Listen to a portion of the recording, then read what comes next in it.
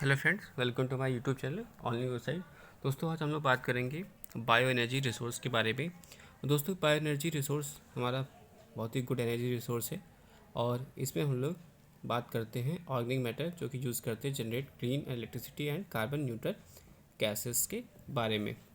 तो दोस्तों, bio energy refers करता है हमारा इलेक्ट्रिसिटी और गैस जो कि जनरेट करता है from organic matter known as a biomass. तो फिर से डेफिनेशन देख लीजिए आप। Bio energy refers to the electricity and gas that is generated from organic matter known as biomass. This can anything from plants and timber to agriculture and food waste and even sewage. तो दोस्तों, जो term bio energy है वो convert होता है also convert transport fuels produced from organic matter, but on this page we are just focusing on how it is used to generate electricity and carbon neutral gases. तो दोस्तों, आप देख सकते हो इस डायग्राम में कि how does the biomass generate energy.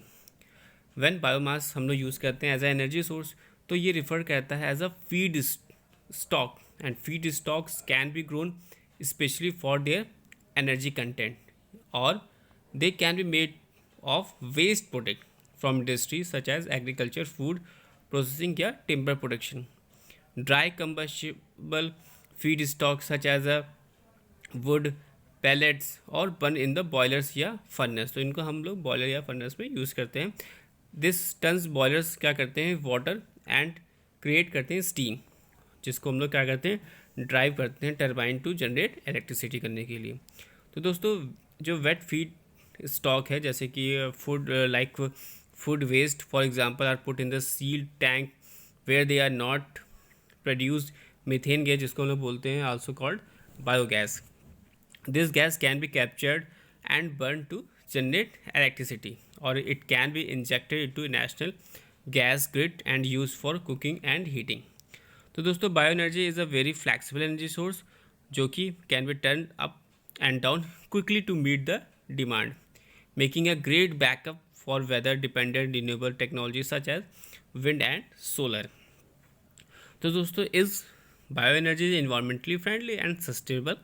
तो दोस्तों, burning biomass does release carbon dioxide, but because it is release the same amount of carbon and the organic matter used to produce it absorbed while it grow, it doesn't break the carbon balance of the atmosphere.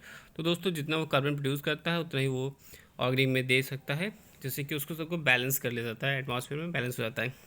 तो in comparison burning fossil fuels release carbon dioxide that has been locked away for million of years from a time when the earth atmosphere was very different.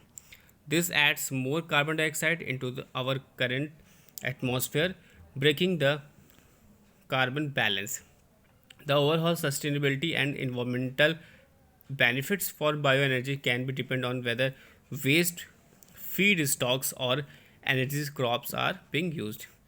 तो दोस्तों, waste feed stock की बात करें तो waste biomass gives on gas naturally when it rots. This happens in a place where there is no oxygen, such as a food waste buried deep within the landfills. It can generate methane, which is much stronger greenhouse gas than carbon dioxide. तो दोस्तों, क्या होता है, instead of allowing methane to vent into the atmosphere, breaking it on it a sealed tank allow it is to be captured and burn. तो दोस्तों, burning methane leave करती है you with the carbon dioxide and water which are better for the environment. तो दोस्तों, energy crop हमारा grown specially for genetic energy के लिए होता है, जो कि so unlike capturing methane from waste is in argument that burning the reduce greenhouse gases. तो दोस्तों, बात करते हैं कि does good energy use bio energy. Yes, बहुत ही अच्छी बात है दोस्तों कि 20% of our renewable electricity is from bio energy generation and 6% of the gas we supply is a biomethane. दोस्तों, ये कितना बड़ा इंपॉर्टेंट डेटा है कि yes, 20% of our renewable electricity is from bio generation और 6% of the gas we have supply is biomethane, जो कि जो डेटा है this will be 10% from 1 April 2020। दोस्तों, our bio generation procurement policy makes sure that that we only contract with bioenergy generator that have sustainable and responsible generation practice. तो biofuel दोस्तों हम लोग use करते हैं. Generator should be highly efficient and put waste heat to the used.